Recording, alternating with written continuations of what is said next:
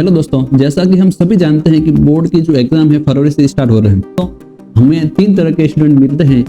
एक तरह के वो स्टूडेंट है जिन्होंने अभी तक तैयारी शुरू नहीं की है। एक तरह के वो स्टूडेंट है जिन्होंने तैयारी शुरू की है लेकिन उनकी आधी अधूरी तैयारी है। और तीसरे तरीके के वो स्टूडेंट है जो अपना सिलेबस पूरा कर चुके हैं, केवल रिविजन कर रहे हैं। तो हम तीनों कैटेगरी के स्टूडेंट की बात करेंगे। तो दोस्तों, जब तक आपको पता नहीं चलेगा कि एग्जाम में कैसे लिखना है, कैसे हमें क्वेश्चंस के रिप्लाई करना है, उत्तर लिख देना है, तब तक हम किसी भी एग्जाम में, किसी भी परीक्षा में अच्छे से नंबर नहीं ला सकते। तो दोस्तों, इस वीडियो में मैं आपके लिए राजस्थान बोर्ड की उन टॉपर्स की परीक्षा की कॉपी लेकर आया, हूबहू कॉपी दोस्तों, जो वो परीक्षा में लिख कर आए, उन्होंने कैसा लिखा है और उन्हें दोस्तों अलग अलग विषय में पूरे में से पूरे नंबर मिले हैं, यानी कि 80/80 नंबर मिले हैं दोस्तों। इस वीडियो में क्लास 10वीं की सभी विषयों के टॉपर्स की मैं आपको कॉपी बताने वाला हूं, ताकि हमें पता चले कि आपको एग्जाम में कैसे लिखना है और कैसे परीक्षा में प्रश्नों का उत्तर देना है। और वीडियो के एंड में दोस्तों मैं आपको कुछ टिप्स दूंगा जिससे आप बहुत ही अच्छा लिख कर आ सकते हैं और अपने अच्छे से अच्छे मार्क्स परीक्षा में ले सकते हैं। तो दोस्तों, सबसे पहले हम मैथ्स सब्जेक्ट के टॉपर्स की कॉपी देख लेते हैं, जिसमें उन्होंने 80 में से 80 नंबर लाए हैं। और दोस्तों, ये जो है हम देखने वाले 2022 की कॉपी देखने वाले हैं, जिसमें टॉपर्स ने कैसे लिखा है, कैसे नहीं लिखा, हम देखेंगे। दोस्तों, ये आपको ऑफिशियल वेबसाइट जो है BSER की, वहां पर भी आपको मिल जाएगी। 2023 की अभी तक उन्होंने अपलोड नहीं की है, इसलिए हम 2022 की कॉपी ही डिस्कस करेंगे। इससे आपको बिल्कुल पता चल जाएगा कि आपको दोस्तों कैसे लिखना है। तो आइए हम शुरू करते हैं। यहाँ पर देख सकते हैं दोस्तों, यहाँ पर सबसे पहले आपको कुछ डिटेल लिखनी पड़ेगी। विषय यहाँ पर लिखेंगे गणित। आप हिंदी मीडियम से हैं या अंग्रेजी मीडियम से, आपको टिक करना होगा। परीक्षा का दिन लिखना होगा, यहाँ पर दिनांक लिखनी होगी। और ये जो सेक्शन है दोस्तों, ये हमें यहाँ पर कुछ नहीं करना है। ये जो है यहाँ पर परीक्षक जितने नंबर आपको देंगे वो यहाँ पर अपने आप लिखेगा। यहाँ पर परीक्षक हस्ताक्षर करेंगे। आगे दोस्तों देखिए, हमें शुरुआत कैसे करनी है। तो देखो, सबसे पहले जो भी सेक्शन है, यहाँ पर हमें पता है कि प्रश्न पत्र अब सद 4 खंडों में बटा होता है। तो सबसे ऊपर आपको सेक्शन लिखना है। जैसे सेक्शन 1 है तो 1 शुरू हो रहा तो बीच में ऐसे लिख देना है। फिर क्वेश्चन नंबर जो होते हैं वो यहाँ पर लिखने, क्वेश्चन नंबर 1। फिर यहाँ पर अब सद जो होते हैं ऑब्जेक्टिव, उनके लिए ऐसे सारणी बनाने, उनके आंसर ऐसे 1 2 3 ऐसे इनके सामने लिखते रहना है। तो आपको यहाँ पर दोस्तों देख सकते हैं कितने अच्छे से इस विषय ने लिखा है। यहाँ पर दूसरा प्रश्न शुरू होते ही देखो एक लाइन खाली छोड़ दी। इसके बाद इसने लिखा है रिक्त स्थान की पूर्ति कीजिए। और यहाँ पर फर्स्ट, सेकंड, थर्ड इनके आंसर दे रखे हैं लगातार। दोस्तों, यहाँ पर रिक्त स्थान की पूर्ति करने के लिए आप लगातार, आपको पूरा भले लिखने की जरूरत नहीं। आप डायरेक्ट जो बॉक्स के जो आंसर आ रहे हैं हमारे पास, आप डायरेक्ट ऐसे भी लिख सकते थे। 6.5 और 8 ऐसे भी आंसर लिख सकते थे। जैसे आपकी मर्जी है, अगर आपके पास समय तो अच्छे से अच्छा लिखो, बाकी शॉर्टकट में भी ऐसे लिख सकते हैं। देख सकते हैं दोस्तों, यहाँ पर हमें आंसर कैसे लिखने हैं। और जैसे तीसरा क्वेश्चन शुरू हुआ, यहाँ पर अति लघुत्रात्मक है तो यहाँ पर हेडिंग डाल दी इन्होंने। यहाँ पर फर्स्ट, फिर देखो यहाँ पर अच्छे से दोस्तों A और B के जो मान जो क्वेश्चन में दे रखे हैं वो यहाँ पर सबसे पहले लिखा है। फिर यहाँ पर देखो अच्छे से बिना काट छाट करते हुए दोस्तों अच्छे से इन्होंने लिखा है। फिर सेकंड क्वेश्चन जो है आप देख सकते हैं कितना व्यवस्थित तरीके से लिखा है। सबसे पहले हमें जो भी दे रखा होता है दोस्तों उसको लिखना होता है। फिर हमें धीरे धीरे हमें जो सॉल्व करना है, जो आंसर लाना है, उसकी तरफ आगे बढ़ते हैं। तो देखिए दोस्तों, मैं आपको दिखा रहा हूँ। जैसे आपको पेज पलटना हो तो लास्ट में आप ऐसे लिख सकते हैं PTO। यहाँ पर दोस्तों इन्होंने बीच में लिखा है। मैं आपको एक एडवाइस दूंगा कि आप ये साइड में लिखेंगे PTO। PTO का दोस्तों मतलब होता है कि प्लीज टर्न ओवर, यानी कि पेज को पलटिए। इसके बाद दोस्तों यहाँ पर देख सकते हैं चित्र आराम से एकदम साफ सुथरा बनाना है और एकदम पेंसिल से अच्छे से बनाना है। फिर यहाँ पर नेक्स्ट क्वेश्चन शुरू होता है तो आपको यहाँ पर लिखना है। फिर जैसे यहाँ पर एकदम साफ सुथरा करना है, लास्ट में जो भी आंसर है उसको ऐसे हिंदी में थोड़ा सा लिख देना है। उसके बाद दोस्तों देख सकते हैं आप किस तरह से आंसर को लिखना है। मैं नीचे स्क्रॉल करते जा रहा हूँ, आपको अच्छे से एक एक क्वेश्चन दिख रहा होगा। अगर आपको समझ में नहीं आ रहा तो आप इसको एक बार पॉज करें और अच्छे से आंसर्स को देख सकते हैं। जैसे ही दोस्तों सेक्शन B शुरू हुआ तो सेक्शन B ऐसे लिख दो। फिर यहाँ पर जो क्वेश्चन नंबर शुरू हो रहा है वो लिख दीजिए। सबसे पहले जो हमें दे रखा है उनको लिखिए, फिर हमें जो ज्ञात करना दोस्तों वो वैसे शुरू कर सकते हैं। फिर जैसे क्वेश्चन नंबर 5 शुरू हुआ, फिर क्वेश्चन नंबर 6 शुरू होता है दोस्तों। यहाँ पर आप देख सकते हैं कितना साफ सुथरा लिखा हुआ है। काट चार्ट जो है दोस्तों बहुत ही कम जगह है, और है भी तो दोस्तों बहुत ही कम जगह। कोई भी जगह आपको भी दोस्तों ध्यान रखना कि काट चार्ट बहुत से कम ही कम होने चाहिए। अगर आप काट चार्ट करते हो ज्यादा से ज्यादा तो आपका गलत इंप्रेशन पड़ेगा और वो आपको कम नंबर भी दे सकता है। जैसे यहाँ पर काट चार्ट हो रही है तो दोस्तों यहाँ पर ज्यादा काट चार्ट हो रही तो केवल ऐसे क्रॉस लगा दो, फिर उसको आप अलग लाइन से नेक्स्ट पेज पर अच्छे से कर सकते हैं। यहाँ पर दोस्तों आप देख सकते हैं हमें गणित के अंदर एक ग्राफ आता है, कुछ इस प्रकार का आएगा। यहाँ पर हमें रोल नंबर लिखने पड़ेंगे शब्दों में और अंकों में। यहाँ पर फिर ऐसे हमें ग्राफ बनाना पड़ेगा और एकदम अच्छे से साफ सुथरा बनाना दोस्तों।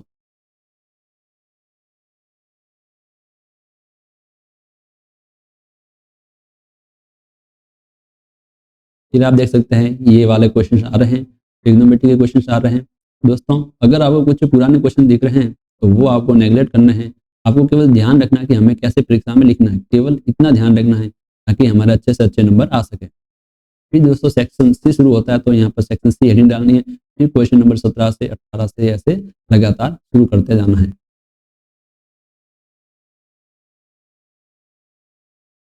यहाँ पर दोस्तों अलग अलग विषय के बारे में मैं आप अलग अलग विषय की यहाँ पर कॉपियां बताऊंगा, जिससे आपको पता चलेगा कि हमें परीक्षा में किस तरह से अच्छे लिखना है।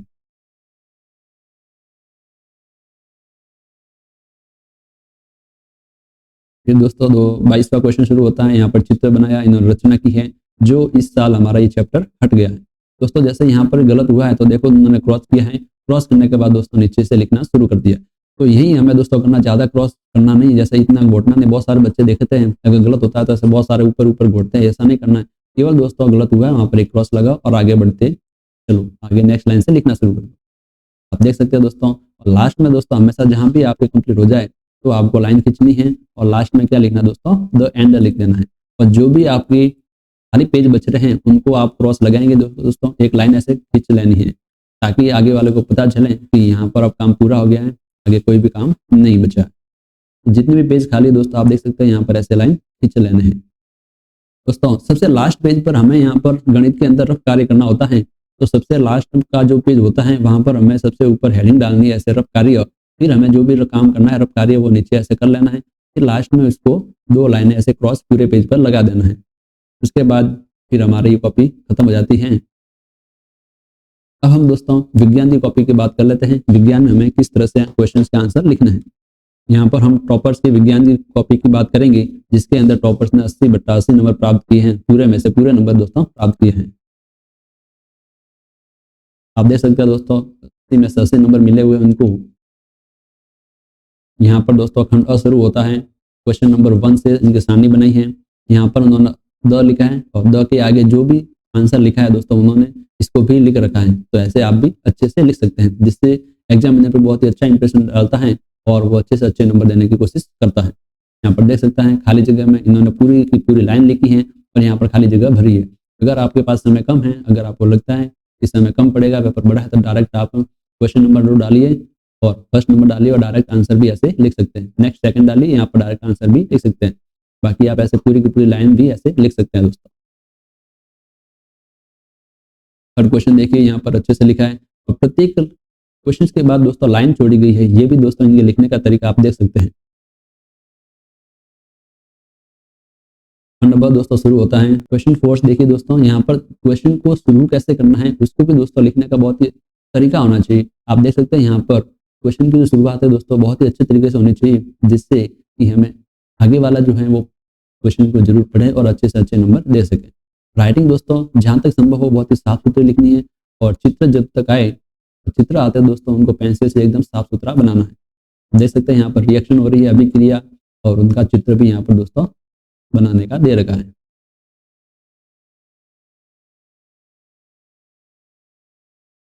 अब दे रखा है आप देख सकते हैं दोस्तों एग्जामिनर ने साइड में इनको नंबर दे रखे हैं।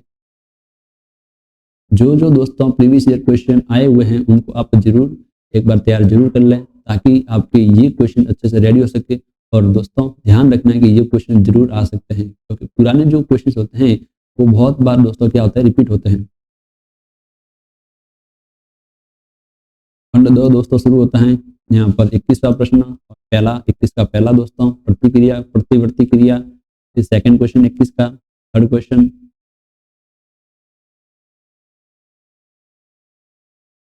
देख सकते हैं दोस्तों लास्ट में क्या लिखना है, समाप्त लिखना है। जो जो पेज खाली बचे हैं उनको क्रॉस लगाना है।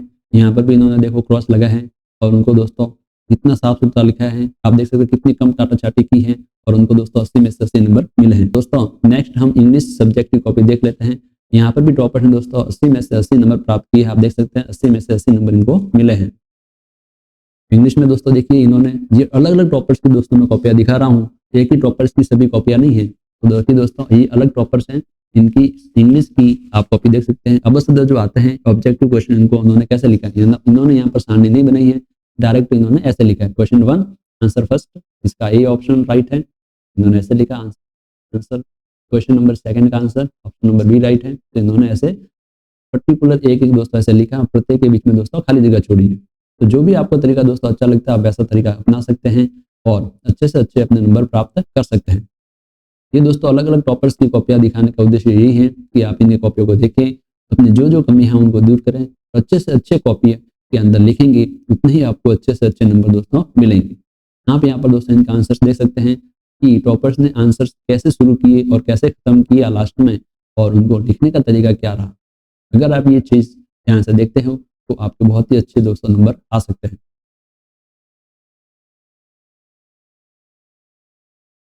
स्टोरी दोस्तों हियर एंड टॉर्टोइज की,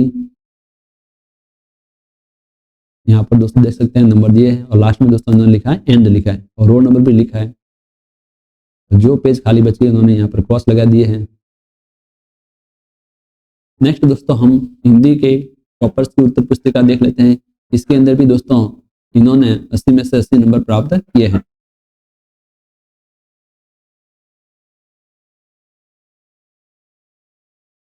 देखिए दोस्तों यहाँ पर टॉपर्स ने ऐसे पहले क्वेश्चन का आंसर दे रखा है, 1 2 3 ऐसे इन्होंने सारणी बनाई है और इनका आंसर दोस्तों इन्होंने सेकंड लाइन में इनके नीचे लिखा है। आप चाहो तो ऐसे सारणी बनाओ, आप चाहो तो वैसे बनाओ, आप चाहो तो बिना सारणी के भी एक एक अलग से लिख सकते हैं। इन्होंने देख सकते हैं दोस्तों प्रत्येक आंसर के बाद एक लाइन खींची है। आप भी ऐसे दोस्तों लाइन खींच सकते हैं, लेकिन प्रत्येक आंसर के बाद लाइन खींचना दोस्तों हमारा समय खराब करता है। अगर आपके पास समय है तो आप ऐसे बिल्कुल लाइन खींच सकते हैं। जितना आप साफ सुथरा करोगे आपके नंबर आने के चांस दोस्तों उतने ही ज़्यादा रहते हैं। आप इतना समझ जाइए।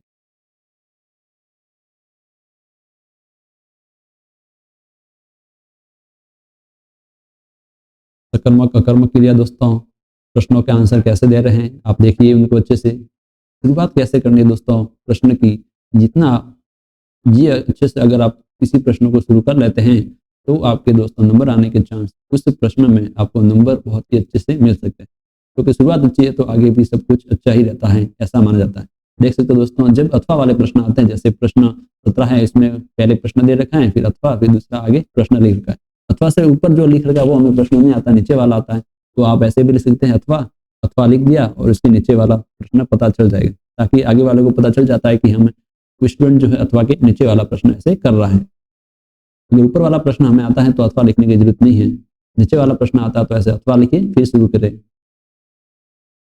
आप देख सकते हैं इधर भी अथवा लिखा है, अथवा के नीचे वाला इनको प्रश्न आ रहा था इसलिए इन्होंने अथवा लिखा है दोस्तों। इधर भी दोस्तों इन्होंने अथवा लिखा है। यहाँ पर एक चित्र बनाने का था कि अगर आपको चीज़ें बेचनी है तो आप उनको किस तरह से चित्र में उकेरेंगे, कैसे बनाएंगे। तो देख सकते हो दोस्तों यहाँ पर स्टूडेंट ने कितना अच्छे से यहाँ पर चित्र बनाया है। यहाँ पर कोरोना के बारे में दोस्तों यहाँ पर एक निबंध था, यहाँ पर कैसे प्रस्तावना लिखनी है, क्या क्या हमें लिखना, पॉइंट उपसंहार वगैरह वो आप देख सकते हैं। जैसे यहाँ पर पूरा हुआ इन्होंने समाप्त लिखा है और लास्ट में दोस्तों रोल नंबर भी लिखे हैं और यहाँ पर जितने पेज बचे हैं उनको सभी को ऐसे क्रॉस लगा दिए हैं। अब हम दोस्तों सामाजिक विज्ञान की टॉपर्स की उत्तर पुस्तिका देख लेते हैं, जिससे हमें पता चलेगा कि सामाजिक में अपन को किस तरह से दोस्तों क्वेश्चन का आंसर देने हैं। आप देख सकते हैं यहाँ भी इनको 80 में से 80 नंबर मिले दोस्तों। तो टॉपर्स की कॉपी देखने से दोस्तों यही फायदा होता है कि हमें प्रश्नों के आंसर कैसे देना है। आप देख सकते हैं इन्होंने यहाँ पर आंसर लिखा है कितने साफ सुथरे तरीके से, एक एक क्वेश्चन का आंसर दे रखा है अबसद में और यहाँ पर पीटीओ लिख रखा है, यानी कि जैसे पेज खत्म हुआ लास्ट में ऐसे पीटीओ आपको भी लिखना चाहिए। देख सकते हैं कितने अच्छे तरीके से दोस्तों क्वेश्चन के आंसर इन्होंने दिए हैं और एकदम साफ सुथरा दोस्तों लिख रखा है। यहाँ पर नक्शा आया था दोस्तों, इससे में आपको ऊपर रोल नंबर लिखना पड़ता है और यहाँ पर जो जो आंसर्स हैं उनको दोस्तों यहाँ पर दर्शाना होता है। और यहाँ पर कावत भाटा, ये तारापुरा, ये जो है कलपक्कम, इनको दोस्तों यहाँ पर ऐसे दर्शाना होता है।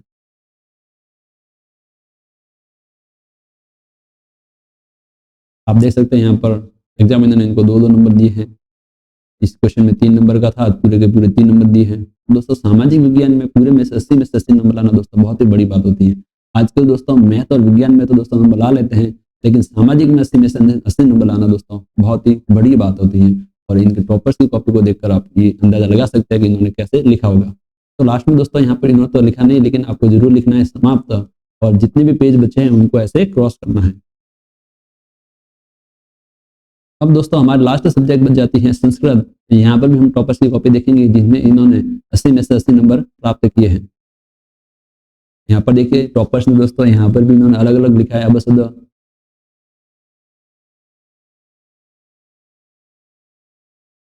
यहाँ पर इन्होंने दोस्तों इस लाइन में लिखा है, आप भी ऐसे लिख सकते हैं जैसे आपको अच्छा लगे। जो कॉपी आपको अच्छी लगी है आप उस कॉपी को फॉलो कर सकते हैं और आपको भी परीक्षा में वैसे लिखना है।